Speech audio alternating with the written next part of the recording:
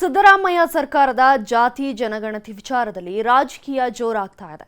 ಜಾತಿ ಗಣತಿಯಲ್ಲಿರುವಂತಹ ಜಾತಿವಾರು ಲೆಕ್ಕಾಚಾರಗಳು ಹೊರಬರ್ತಿದ್ದ ಹಾಗೆ ಸ್ವಾಮೀಜಿಗಳು ಸೈಲೆಂಟ್ ಆಗಿ ಸಮರವನ್ನ ಸಾರಿದ್ದಾರೆ. ಸಮುದಾಯ ಮುಖ್ಯಾನ ಕುರ್ಚಿ ಮುಖ್ಯಾನ ಯೋಚಿಸಿ ಅಂತ ಸಂದೇಶವನ್ನ ಕೊಟ್ಟಿದ್ದಾರಂತೆ. ಇನ್ನೊಂದು ಕಡೆ ಬಿಜೆಪಿಯವರು ಹೋರಾಟಕ್ಕೆ ಸಿದ್ಧತೆಯನ್ನ ಮಾಡಿಕೊಂಡಿದ್ರೆ ಕಾಂಗ್ರೆಸ್ನವರು ಕಾಂತರಾಜು ರಿಪೋರ್ಟ್ ಓದೋದ್ರಲ್ಲೇ ಬ್ಯುಸಿ ಆಗಿಬಿಟ್ಟಿದ್ದಾರೆ. ಸಿದ್ದರಾಮಯ್ಯ ಇದ್ರೆ ಕರ್ನಾಟಕದಲ್ಲೂ ಕೂಡ ಮಿನಿ ಪಾಕಿಸ್ತಾನಗಳು ಉತ್ಪತ್ತಿ ಆಗಕ್ಕೆ ದಾರಿಯಾಗ್ತದೆ. ಇದು ಕಾಗಮ್ಮ ಗೋಗಮ್ಮನ ಕಥೆ ಆಗಿದೆ. ಈ ಒಂದು ವರದಿ ನೋಡಿಲ್ಲ. 10 ವರ್ಷದ ಹಳೆ ಜಾತಿಗಣತಿ ವಿರುದ್ಧ ಸಮರ. ಸಚಿವರು ಶಾಸಕರಿಗೆ ಸ್ವಾಮೀಜಿಗಳಿಂದ ನೀತಿ ಪಾಠ. 10 ವರ್ಷಗಳ ಹಳೆಯ ಕಾಂತರಾಜು ಸಮಿತಿ ವರದಿಯನ್ನ ಸಿಎಂ ಸಿದ್ದರಾಮಯ್ಯ ಕಾನೂನಾತ್ಮಕವಾಗಿ ಜಾರಿ ಮಾಡಲು 2ನೇ ಹೆಜ್ಜೆ ಇಟ್ಟಿದ್ದಾರೆ. 2015ರ ಜಾತಿಗಣತಿ ವರದಿಯನ್ನ ಜಾರಿಗೆ ಸ್ವೀಕರಿಸಿದ್ದಾಯಿತು. ಈಗ ಮುಚ್ಚಿಟ್ಟಿದ್ದ ಜಾತಿ ಜನಗಣತಿ ವರದಿಯನ್ನ ಸಚಿವರಿಗೂ ಹಂಚಿಕೆ ಮಾಡಿ ಬಹಿರಂಗಗೊಳಿಸಿದ್ದಾರೆ.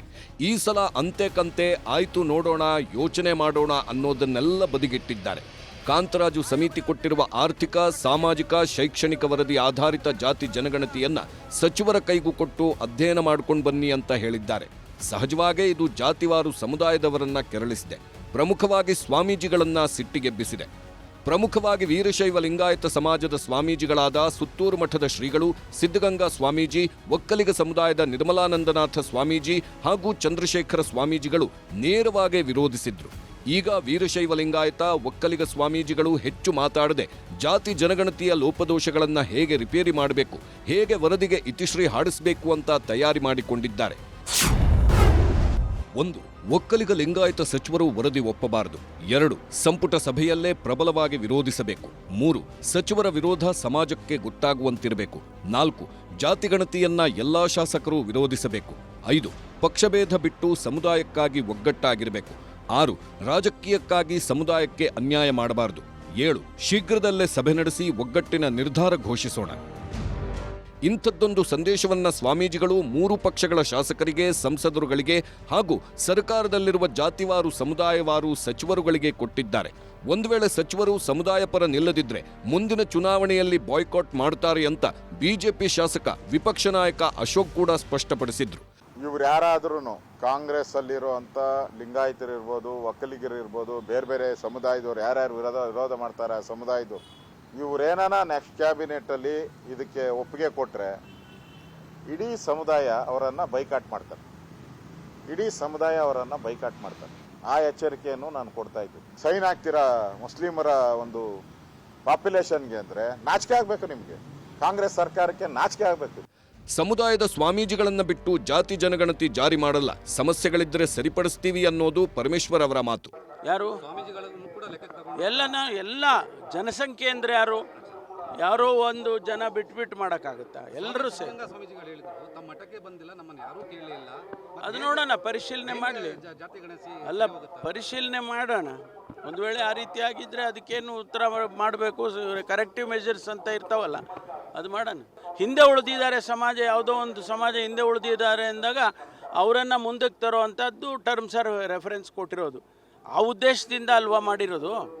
ಆ ಉದ್ದೇಶ ನಮಗೆ ಸಫಲ ಆದರೆ ಸಾಕು. ಜಾತಿ ಜನಗಣತಿ 100% ಜಾರಿಯಾಗಲ್ಲ ಎಂದ ಬಿಜೆಪಿ. ನಾಳೆಯಿಂದ ರಾಜ್ಯಾದ್ಯಂತ ಹೋರಾಟದ ಸಿದ್ಧತೆ ಸಭೆ. ಜಾತಿ ಜನಗಣತಿಯನ್ನ ಬಿಜೆಪಿಯವರು ಆರಂಭದಿಂದಲೂ ವಿರೋಧ ಮಾಡುತ್ತಿದ್ದಾರೆ. ಈಗಲೂ ಜಾತಿ ಜನಗಣತಿಯನ್ನ ಒಪ್ಪಲ್ಲ ಅಂತ ಕಡ್ಡಿ ಮುರಿದಂಗೆ ಮಾತಾಡ್ತಿದ್ದಾರೆ. ಮುಖ್ಯಮಂತ್ರಿ ಸಿದ್ದರಾಮಯ್ಯ ಕುರ್ಚಿ ಉಳಿಸ್ಕೊಳ್ಳೋಕೆ ಜಾತಿ ಜನಗಣತಿ ಅಂತಿದ್ದಾರೆ. ಜಾತಿ ಜನಗಣತಿನೂ ಜಾರಿಯಾಗಲ್ಲ, ಮುಖ್ಯಮಂತ್ರಿ ಸಿದ್ದರಾಮಯ್ಯನವರ ಕುರ್ಚಿನೂ ಇರಲ್ಲ ಅಂತ ಬಿಜೆಪಿ ನಾಯಕರು ನೇರ ವಾಗ್ದಾಳಿನೂ ಮಾಡಿದ್ರು. ಅಷ್ಟೇ ಅಲ್ಲ, ನಾಳೆ ಬಿಜೆಪಿ ನಾಯಕರು ಸಭೆ ಸೇರ್ತಿದ್ದು ಜಾತಿ ಜನಗಣತಿ ಜಾರಿಗೆ ಸರ್ಕಾರ ಮುಂದಾದ್ರೆ ಅದನ್ನ ಕಟ್ಟಿ ಹಾಕಬೇಕು, ಹೇಗೆ ಹೋರಾಟ ನಡೆಸಬೇಕು ಅನ್ನೋದನ್ನ ನಾಳೆಯ ಸಭೆಯಲ್ಲಿ ನಿರ್ಣಯ ಮಾಡಲಿದ್ದಾರೆ ಬಿಜೆಪಿಯವರು. ಕಾಂತರಾಜ್ ಸಮಿತಿ ವರದಿ ಸರಿ ಇಲ್ಲ ಅನ್ನೋದನ್ನ ಅವ್ರ ಪಾರ್ಟಿಯವರೇ 50-60% ಹೇಳ್ತಾ ಇದ್ದಾರೆ. ಬಹುತೇಕ ಕಡೆ ಸರ್ವೆ ನಡೆದಿಲ್ಲ, ಮಕ್ಕಿ ಆಗಿದೆ. ಇದು ಕಾಗಮ್ಮ ಗೋಗಮ್ಮನ ಕಥೆ ಆಗಿದೆ. ಈ ಒಂದು ವರದಿ, ಈ ವರದಿಯಲ್ಲಿ ಪ್ರಾಮಾಣಿಕವಾಗಿ ವರದಿಯನ್ನು ಮಾಡಿಲ್ಲ ಅನ್ನೋ ಕೂಗಿದೆ. ನೀವಿವತ್ತು ಯಾಕೋಸ್ಕರ ಮಾಡ್ತಾ ಇದ್ದೀರಿ? ಇದು ಮಾಡೋದು ಬೇಡ. ಆ ವರದಿಯನ್ನು ತಿರಸ್ಕಾರ ಮಾಡಿ. ಶ್ರೀಮಾನ್ ಡಿ ಕೆ ಶಿವಕುಮಾರ್ ಅವರ ಸ್ಟೇಟ್ಮೆಂಟ್ ಬಂದಿದೆ. ಇದು ಸಮೀಕ್ಷೆ ಈ ಸಮೀಕ್ಷೆಯನ್ನು ಅಧ್ಯಯನ ಮಾಡಿ ಮುಂದೆ ತೀರ್ಮಾನ, ಅವರಲ್ಲೇ ಗೊಂದಲ ಅದ. ಹಾಗಾಗಿ ಮೊದಲ ಸರಿಯಾಗಿ ಸೈಂಟಿಫಿಕ್ ಆಗಿ ವರದಿಯನ್ನು ತರಿಸಿ ಸಮೀಕ್ಷೆಯನ್ನು ಮಾಡಲಿ. ಗಣತಿಯನ್ನು ಮಾಡುವಂಥ ಅಧಿಕಾರ ಇರೋದು ಭಾರತದ ಸಂವಿಧಾನ ಪ್ರಕಾರ ಭಾರತ ಸರ್ಕಾರಕ್ಕೆ ಮಾತ್ರ. ಇವರು ಸಮೀಕ್ಷೆ ಮಾಡಬಹುದು. ಆ ಸಮೀಕ್ಷೆನೂ ಅನ್ಸೈಂಟಿಫಿಕ್ ಆಗಿದೆ ಅಂತ ಬಾರಿ ಬಾರಿ ಹೇಳಿದ್ದಾರೆ. ನಕಲಿ ಗಾಂಧಿಗಳ ಹೆಸರು ಹೇಳಿ ಅವರು ಹೆದರಿಸಿ ಮೊನ್ನೆ ಕ್ಯಾಬಿನೆಟ್ನಲ್ಲಿ ಇದು ಚರ್ಚೆ ಆಗಲಾರದನ್ನು ಮಾಡಿದ್ದಾರೆ. ಅದರ ಸಾಕಷ್ಟು ಒಳಗುದಿಗಿದೆ. ಮೊದಲು ಕಾಂಗ್ರೆಸ್ ಪಾರ್ಟಿ ತನ್ನ ನಿಲುವು ಸ್ಪಷ್ಟಪಡಿಸಲಿ. ಕಾಂತರಾಜನ್ ಮನೆಗೆ ಕರೆಸ್ಕೊಂಡು ಅವರು ಡಿಕ್ಟೇಟ್ ಮಾಡಿರೋಂಥ ವರದಿ ಇದು. ಇದೇನು ಕಾನ್ಫಿಡೆನ್ಷಿಯಲ್ ವರದಿ ಏನಲ್ಲ, ಇದು ಜಗಜ್ಜಾಹೀರಾತ ಆಗಿರುವಂಥ ವರದಿ ಇದು. ಹಿಂದೆ ಕಾಂತರಾಜು ಬಿಟ್ಟೋದಾಗೆ ಸೈನು ಮಾಡದೆ ಅದಕ್ಕೆ ಸೀಲು ಹಾಕದೆ ಅನಾಥವಾಗಿ ಬಿಟ್ಟೋದ ಮನುಷ್ಯ. ಈ ರಾಜ್ಯದ ಜನತೆಗೆ ಯಾವುದೋ ಒಂದು ಸಮುದಾಯಕ್ಕೆ 10 ಸಮುದಾಯಕ್ಕೆ ಮೋಸ ಮಾಡ್ತಕ್ಕಂಥದ್ದು ತಮ್ಮಗಳಿಂದ ಆಗಕೂಡ್ದು. ಸರಿಯಾದ ನೈಜ ರೀತಿಯ ಜಾತಿ ವರದಿಯನ್ನು ಮುಂದಿನ ದಿನದಲ್ಲಿ ಮಂಡಿಸಬೇಕು. ಇಲ್ಲ ಆದರೆ ಎಲ್ಲರೂ ಬೀದಿಗೆ ಇಳಿತಕ್ಕಂಥ ಕಾಲ ಖಂಡಿತವಾಗೂ ಅನ್ಯಾಯ ಆದಂಥ ಸಮುದಾಯ ಯಾವುದೂ ಸುಮ್ಮನೆ ಕೂತ್ಕೊಂಡಿದ್ದಿಲ್ಲ. ಬಿಜೆಪಿ ನಾಯಕರೇನು ಜಾತಿ ಜನಗಣತಿ ವಿರುದ್ಧ ಅಬ್ಬರಿಸುತ್ತಿದ್ದಾರೆ. ಆದರೆ ಸಿಎಂ ಸಿದ್ದರಾಮಯ್ಯ ಏಪ್ರಿಲ್ 17ಕ್ಕೆ ವಿಶೇಷ ಸಚಿವ ಸಂಪುಟ ಸಭೆಯನ್ನ ಕರೆದಿದ್ದಾರೆ. ಏಪ್ರಿಲ್ 17ರ ಗುರುವಾರದ ಸಚಿವ ಸಂಪುಟ ಸಭೆಯಲ್ಲಿ ಜಾತಿ ಜನಗಣತಿ ಬಿಟ್ಟರೆ ಇನ್ಯಾವ ವಿಚಾರದ ಬಗ್ಗೆಯೂ ಚರ್ಚೆ ಆಗಲ್ಲ. ಅವತ್ತು ಎಲ್ಲರೂ ಜಾತಿ ಜನಗಣತಿ ವರದಿ ಬಗ್ಗೆ ಮುಕ್ತವಾದ ಅಭಿಪ್ರಾಯ ಹಂಚಿಕೊಳ್ಳಿ ಅಂತಾನೂ ಸಿಎಂ ಸೂಚನೆ ಕೊಟ್ಟಿದ್ದಾರೆ. ಕೆಲ ಸಚಿವರು ಆಲ್ರೆಡಿ ಅರ್ಧ ವರದಿ ಓದಿ ಮುಗಿಸಿದ್ರೆ ಇನ್ನೂ ಕೆಲ ಸಚಿವರು ವರದಿ ಕೈ ಸೇರಿದೆ ಓದಿಲ್ಲ ಅಂತಿದ್ದಾರೆ. ಅಚ್ಚರಿ ಏನಂದ್ರೆ ಜಾತಿ ಜನಗಣತಿ ವರದಿ ನನಗೆ ಕೊಟ್ಟಿಲ್ಲ, ಕೊಟ್ರೆ ಓದಿ ಹೇಳ್ತೀನಿ ಅಂದ್ರು ಕಾಂಗ್ರೆಸ್ ರಾಷ್ಟ್ರೀಯ ಅಧ್ಯಕ್ಷ ಮಲ್ಲಿಕಾರ್ಜುನ್ ಖರ್ಗೆ.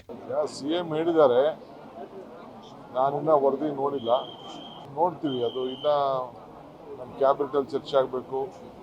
ಸಿಎಂ ಏನು ಇವತ್ತು ಅಸೆಂಬ್ಲಿಲೂ ಚರ್ಚೆ ಮಾಡ್ತೀವಿ ಅಂತ ಹೇಳಿದ್ದಾರೆ.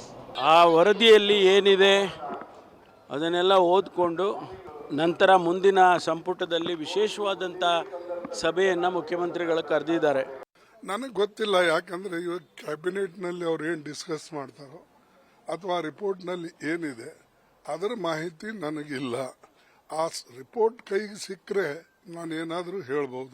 ಜಾತಿ ಜನಗಣತಿ ವರದಿ ಸಚಿವರಿಗಷ್ಟೇ ಅಲ್ಲ, ಸದ್ದಿಲ್ಲದೆ ಬಿಜೆಪಿಯ ಪ್ರಮುಖ ನಾಯಕರ ಕೈಗೂ ಹೋಗಿದೆ. ಬೊಮ್ಮಾಯಿ ಸರ್ಕಾರದ ಅವಧಿಯಲ್ಲೇ ಬಿಜೆಪಿ ನಾಯಕರು ಕಾಂತರಾಜು ಸಮಿತಿ ವರದಿಯನ್ನ ಓದ್ಕೊಂಡಿದ್ದಾರೆ. ಆದ್ರೆ ಅವತ್ತಿನಿಂದ ಸುಮ್ಮನಿದ್ರು. ಈಗ ಸಿದ್ದರಾಮಯ್ಯ ಸರ್ಕಾರ ಜಾತಿ ಜನಗಣತಿ ಜಾರಿಗೆ ಮುಂದಾಗ್ತಿದ್ದಂತೆ ಆಟ ಶುರು ಮಾಡಿದ್ದಾರೆ. ರಾಜಕೀಯ ಏನಾದರೂ ಇರಲಿ, ಜಾತಿ ಜನಗಣತಿ ಅನ್ನೋದು ರಾಜ್ಯದ ಅಭಿವೃದ್ಧಿಗೆ ಅತಿ ಮುಖ್ಯ. ಆದ್ರೆ ವೈಯಕ್ತಿಕ ಅಭಿವೃದ್ಧಿಗೆ ಬಳಕೆ ಆಗಬಾರದು. ಜನರಿಗಾಗಿ, ಜನರಿಗೋಸ್ಕರ, ಜನಕಲ್ಯಾಣಕ್ಕಾಗಿ ಎಲ್ಲರೂ ಒಪ್ಪುವಂಥ ವರದಿ ಜಾರಿಯಾಗಬೇಕು. ಸದ್ಯಕ್ಕೆ ಅಂಥ ಯಾವುದೇ ಲಕ್ಷಣಗಳು ಕಾಣಿಸ್ತಿಲ್ಲ. ನೋಡೋಣ ಏನೇನಾಗುತ್ತೆ ಅಂತ. Bureau report, news 18.